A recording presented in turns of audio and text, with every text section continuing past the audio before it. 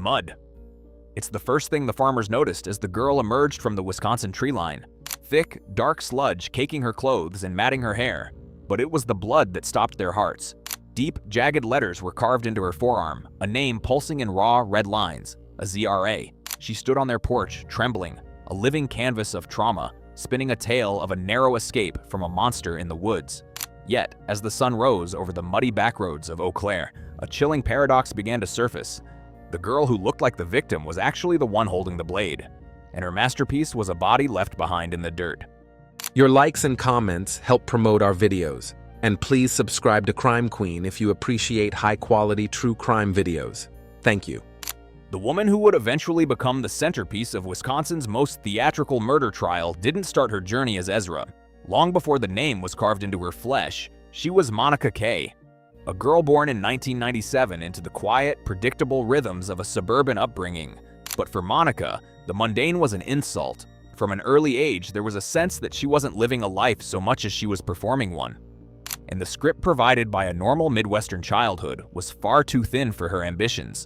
She didn't just want to be seen, she wanted to be studied. She craved the jagged edges of a story that mattered, an existence that felt like a piece of high-concept performance art. By the time she reached her late teens, the transformation began in earnest. She shed her birth name like a costume that no longer fit, adopting the moniker Ezra McCandless. It was a name that sounded old world, literary, and intentionally ambiguous. Along with the name came a curated persona, a bohemian artist who drifted through the world with a vintage camera in one hand and a leather-bound journal in the other. When she moved to Eau Claire, Wisconsin in 2017, she didn't just move to a new city, she moved onto a new stage. Eau Claire, with its burgeoning art scene and rivertown charm, was the perfect backdrop for Ezra's self-reinvention. She dropped out of college, deciding that formal education was a shackle to her creative spirit. Instead, she became a fixture in the local coffee shops and dive bars, always positioned in the best light, always scribbling furiously in those journals. To the local community of poets and musicians, she was a fascinating enigma. A girl who seemed to feel things more deeply than anyone else. She was known for her Ezra McCandless art, sketches that were often dark, abstract, and deeply personal. But her greatest work of art was always herself. She cultivated a specific vibe that acted as a magnet for a certain type of person, those who felt a biological need to protect the vulnerable. She wore thrifted clothes that hung off her slight frame, her hair a rotating palette of colors, her skin becoming a map of tattoos that all seemed to have a tragic backstory. But beneath the layers of vintage wool and ink, a more disturbing pattern was beginning to emerge. Ezra didn't just experience drama, she manufactured it. She had a psychological requirement for conflict because in the center of a storm, she was finally the protagonist. Investigators would later look back at 2017 and find a chilling precursor to the violence to come. That year, Ezra had contacted the authorities to report a horrific sexual assault. She told a harrowing story, painting herself as the victim of a random, brutal predator. But as the police probed the details, the canvas began to tear. The inconsistencies were glaring. The evidence didn't match the physics of her story. Eventually, it was determined that the report was unfounded, a fiction created to garner the intense, focused sympathy she required to function. She wasn't just a liar, she was a narrative architect who used her own body as the primary building material. To those around her, she was a fluid entity, not just in her gender identity, which she explored with a public theatricality, but in her relationship with the truth. One day she was a survivor, the next a misunderstood genius, the next a tragic lover. She moved through the lives of others like a ghost, leaving behind a trail of people who were exhausted by her constant need for emotional rescue. She didn't want a partner, she wanted an audience, and she was willing to burn down the theater to make sure they stayed in their seats. By the summer of 2018, Ezra had successfully integrated herself into a small, tight-knit circle of men who were captivated by her damsel archetype. She was living a life of complex polyamorous dynamics, a tangled web of love that was actually a sophisticated system of control. She had convinced herself that she was the hero of a grand romantic tragedy. But the problem with tragedies is that they require a sacrifice. And as the humidity of the Wisconsin summer began to break, Ezra was already looking for someone to play the part of the victim, unaware that she was about to pick up a knife and finish the script herself. The social ecosystem Ezra McCandless inhabited in Eau Claire was not built on stability. It was a precarious structure held together by her own constant emotional demands. By early 2018, she had successfully ensnared two men in a psychological tug-of-war, creating a triangle where she was the only one who knew all the rules. The first was Jason Massacre, a man whose primary trait was a deep-seated, almost pathological desire to be a provider. Jason was older, stable, and possessed a quiet intensity that Ezra found easy to weaponize. He saw her not as a dangerous manipulator, but as a fragile, broken bird that only he had the strength to mend. To Jason, Ezra was the great love of his life, a whirlwind of artistic passion that made his otherwise predictable existence feel electric. But a single source of devotion was never enough for Ezra's appetite. While Jason provided the foundation of her life, she began seeking a different kind of thrill, one that was more intellectual, more erratic, and far more dangerous. That thrill arrived in the form of 24-year-old Alex Woodworth. Alex was a philosophy enthusiast, a man who worked at a local coffee shop and spent his free time grappling with the heavy existential questions of life. He was kind, perhaps to a fault, and possessed a certain bohemian charm that mirrored Ezra's own carefully constructed persona. He was a substitute teacher, an aspiring thinker, and most importantly, he was someone who listened to Ezra with a rapt, uncritical attention that made her feel like the genius she claimed to be. The relationship that developed between Ezra and Alex was born in the shadows of her life with Jason. At first, it was framed as a friendship, two artists sharing ideas, but Ezra quickly escalated the stakes. She began spinning a narrative of polyfluidity, convincing both men that she was capable of loving them simultaneously. In reality, it was a sophisticated game of divide and conquer. She would tell Alex that Jason was controlling and stifling her creative spirit, casting herself as a prisoner in a gilded cage. Simultaneously, she would tell Jason that Alex was a troubled soul who was obsessively pursuing her, forcing Jason into the role of her noble protector. She wasn't just dating these men, she was writing them into a script where she was the only prize.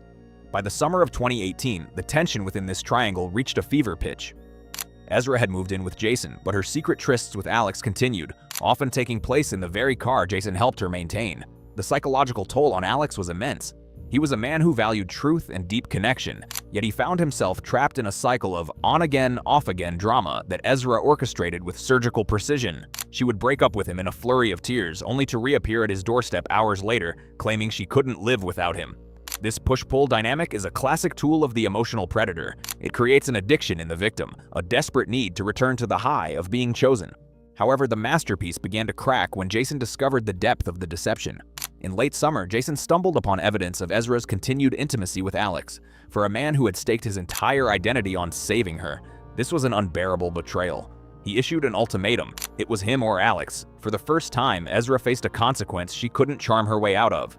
She was terrified of losing the stability Jason provided, the home, the financial support, the respectable life, but she was equally unwilling to let go of the control she held over Alex. It was during this period of desperation that Ezra's narrative shifted from romantic drama to something far darker. She began telling Jason a new story, one that would eventually become the foundation of her defense. She claimed that Alex Woodworth hadn't just been a lover, she claimed he was an aggressor. She began confiding in Jason that Alex was becoming increasingly unstable, that he was stalking her, and that he had even threatened her. This was the femme fatale in her purest form, manufacturing a monster so that her own eventual violence could be framed as a desperate act of survival. She sent Alex a series of confusing, heartbreaking messages, effectively ending their romantic involvement while simultaneously keeping the door cracked open just enough to ensure he remained within reach. She told him she was choosing her path with Jason, but her journals told a different story. In the private pages of her diary, she lamented the loss of her freedom and expressed a growing, simmering resentment toward Alex for ruining her perfect life with Jason. To Ezra, Alex was no longer a person. He was a loose end. He was the evidence of her lies, the walking personification of her failed manipulation. The days leading up to the incident were a masterclass in psychological staging. Ezra began acting like a woman under siege. She would jump at small noises, claim she saw Alex's car following her, and tearfully tell Jason that she feared for her life. She was setting the stage, priming her primary audience, Jason and the eventual police, to believe that whatever happened next was Alex's fault. She wasn't just planning a murder, she was preemptively ghostwriting the police reports. Alex, meanwhile, remained largely oblivious to the trap being set. He still believed in the goodness of the woman he loved. He saw her erratic behavior as a symptom of her artistic soul or her past traumas. He didn't realize that in Ezra's world, there are no partners, only characters. And as the calendar turned to October, Alex Woodworth's role in her story had been changed from the lover to the sacrifice. Ezra was ready to paint her final canvas, and she knew exactly whose blood she was going to use. October 6, 2018 arrived with the kind of deceptive stillness that often precedes a disaster. The Wisconsin air was sharp, carrying the scent of damp earth and decaying leaves, the smell of a season preparing to die. For Ezra McCandless, the day wasn't a tragedy, it was a deadline. She had spent weeks weaving a tapestry of lies for Jason Massacre, and the threads were pulling taut. She had convinced Jason that she was done with Alex Woodworth, that she had chosen stability over the chaotic philosophy of their secret affair. But Alex was still a ghost in her peripheral vision, a reminder of a version of herself she no longer wished to acknowledge. To Ezra, the only way to save the masterpiece of her current life was to physically excise the parts that didn't fit. She reached out to Alex with a simple, almost mundane proposal. She told him they needed to talk one last time, to exchange belongings and perhaps find some semblance of closure. It was a classic damsel move, inviting the very man she had labeled an aggressor into the intimate confines of her car. Alex, ever the optimist, ever the man who believed in the inherent depth of Ezra's soul, agreed. He didn't see the drive as a final descent. He likely saw it as an opportunity to finally understand the woman who had spent months oscillating between adoration and abandonment. They met in the late afternoon. Ezra was driving the black sedan Jason helped her keep on the road, a vehicle that would soon become a mobile crime scene. Alex climbed into the passenger seat, likely unaware that the woman beside him had already decided his fate. They began to drive away from the familiar streets of Eau Claire, heading toward the rural outskirts where the houses thinned and the trees grew dense and unforgiving.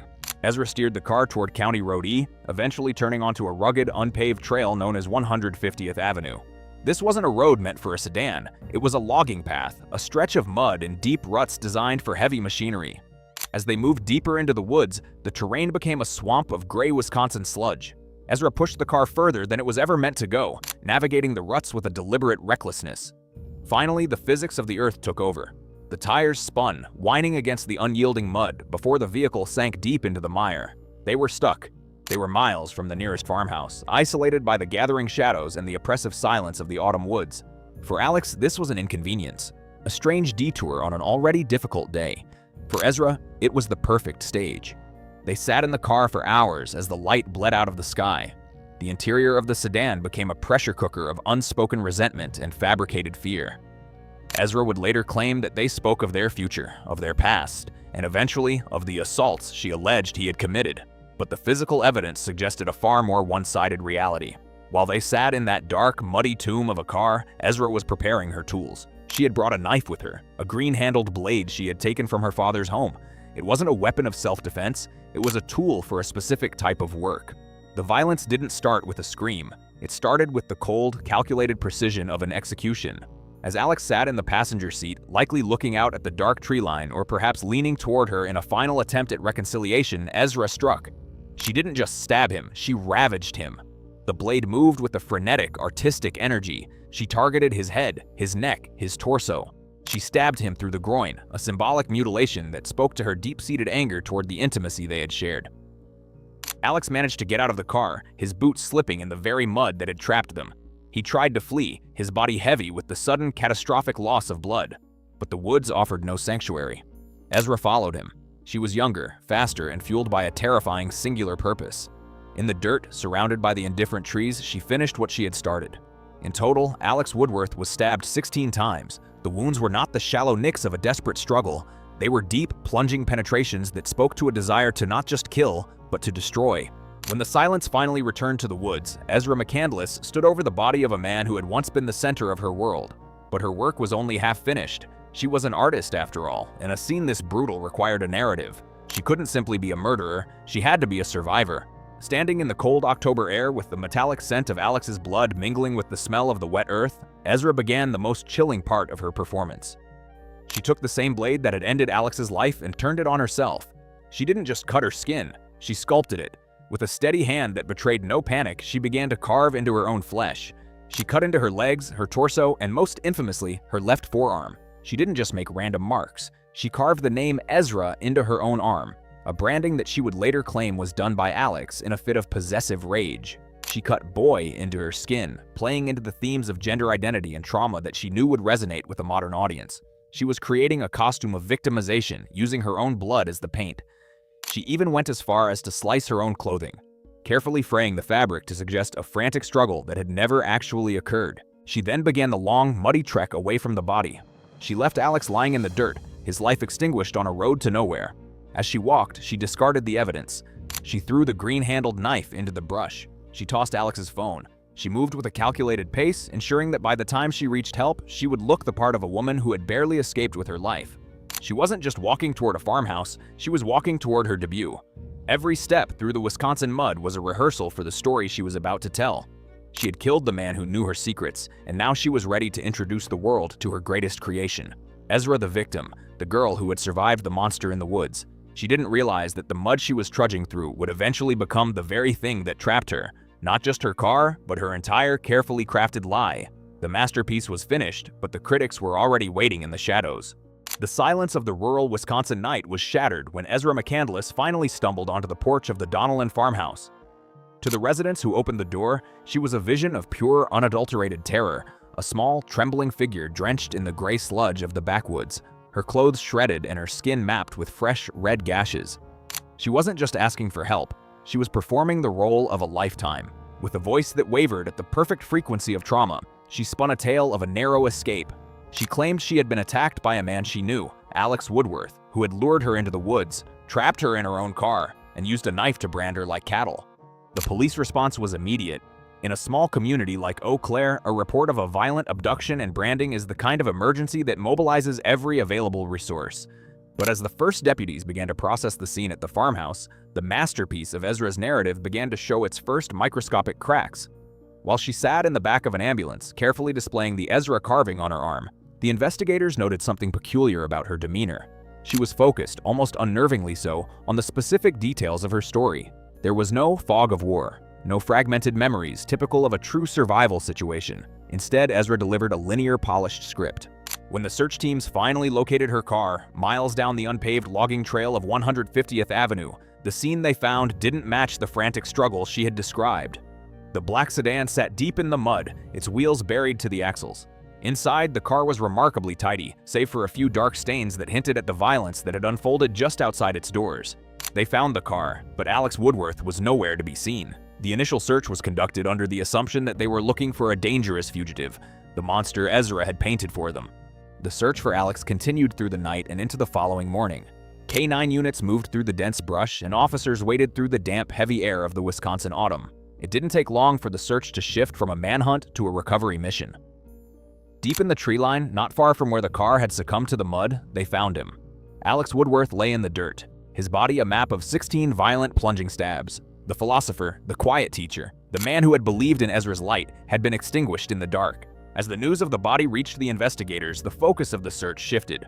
They weren't looking for a monster in the woods anymore. They were looking for a weapon. They combed the area around the car and the body, searching for the blade Ezra claimed Alex had used to torture her. They found his phone discarded in the brush, and eventually they found the knife, a green-handled blade that looked far more like a common kitchen tool than a weapon of an obsessed stalker. Back at the station, Ezra continued her performance, unaware that the physical evidence was already beginning to betray her. She spoke of how Alex had forced her to drive into the mud, how he had become a different person, and how he had carved her name into her flesh as a mark of ownership. But as the detectives looked at the photos of her wounds, they noticed a devastating detail. The letters EZRA were carved with a surgical, almost artistic precision. They were right side up from her perspective, as if someone had sat down and carefully lettered their own skin. The community of Eau Claire was paralyzed by the news. Rumors of a satanic cult or a ritualistic branding began to swirl through the local coffee shops where Alex had once worked. The fear was palpable, but for the detectives, the fear was being replaced by a cold, clinical suspicion. They had a victim who looked too much like an actress, and a killer who lay dead in the mud with 16 holes in his body and no defensive wounds on his hands. The muddy trail had led them to a body, but as the sun set on the first day of the investigation, the police realized that the most dangerous thing in the woods hadn't been Alex Woodworth.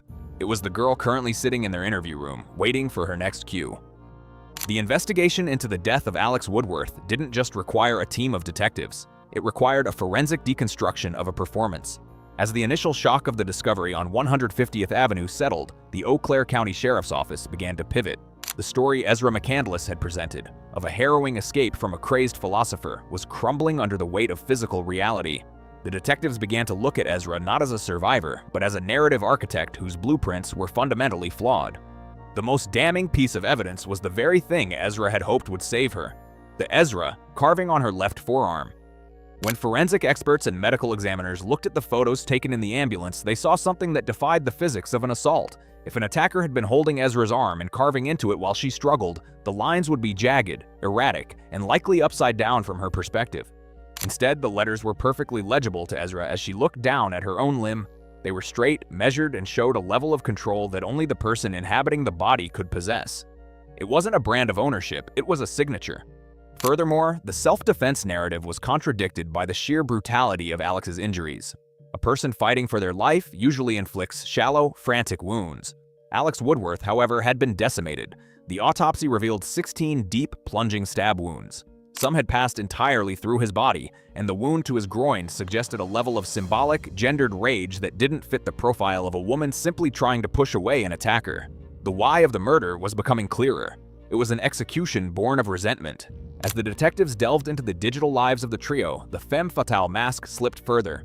They recovered deleted messages and journal entries that painted a picture of a woman increasingly desperate to maintain her hold on Jason Massacre.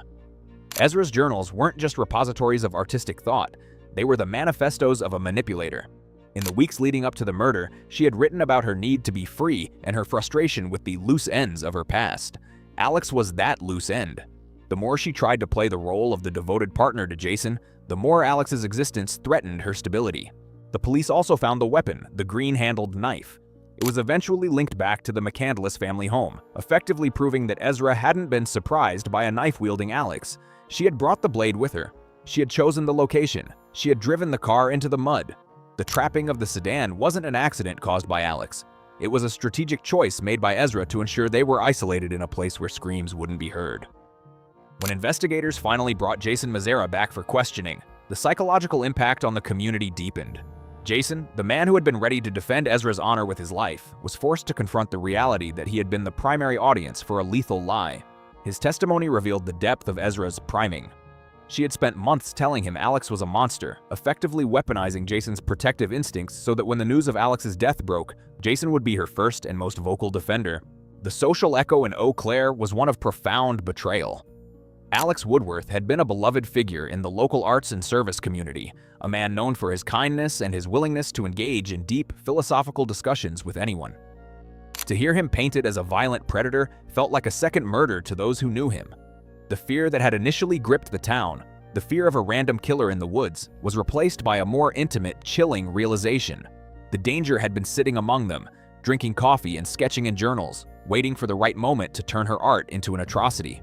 Digital forensics also revealed the push-pull nature of Ezra's final communications with Alex. While she was telling Jason she wanted nothing to do with him, she was sending Alex messages that were laden with emotional bait. She lured him to that car not with a threat, but with the promise of a final connection. The investigation proved that Ezra McCandless didn't just kill Alex Woodworth. She meticulously curated the circumstances of his death to ensure she could walk away as the hero of her own tragedy. By the time the charges were officially filed, the detectives had a mountain of evidence that pointed to a premeditated, calculated execution. They had the weapon she brought, the self-inflicted wounds she sculpted, and a motive rooted in the most basic human flaw: the inability to let go of a lie. Ezra McCandless had tried to paint a masterpiece of victimization, but she had used too much blood, and the stains were beginning to point directly at her. The trial of Ezra McCandless, which began in late 2019, was less of a legal proceeding and more of a final, desperate performance by a woman who refused to break character. As she entered the courtroom in Eau Claire, the local community watched a transformation that felt both eerie and calculated. Gone was the bohemian free spirit with the vintage cameras. In her place was a woman who appeared deliberately diminished, wearing oversized glasses and modest clothing, her hair styled to make her look younger, more vulnerable. It was one last attempt to paint the portrait of a victim for the jury.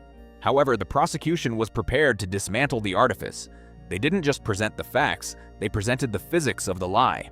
When the medical examiner took the stand, the courtroom fell into a heavy silence. The detailed analysis of the 16 stab wounds inflicted upon Alex Woodworth was devastating. The expert explained that the depth and trajectory of the blade suggested a methodical, high-energy attack rather than a frantic struggle for survival. But the most striking evidence remained the Ezra carving. The prosecution demonstrated with clinical precision that the letters were oriented perfectly for a right-handed person to carve into their own left arm. They weren't just scars, they were a signature of premeditation.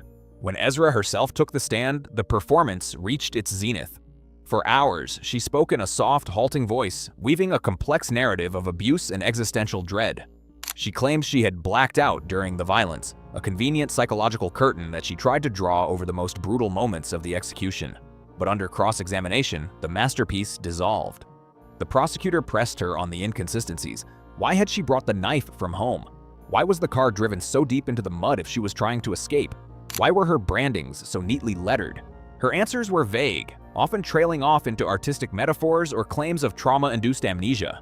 But the jury saw through the script. They saw a woman who was more concerned with how she was being perceived than with the fact that a man was dead.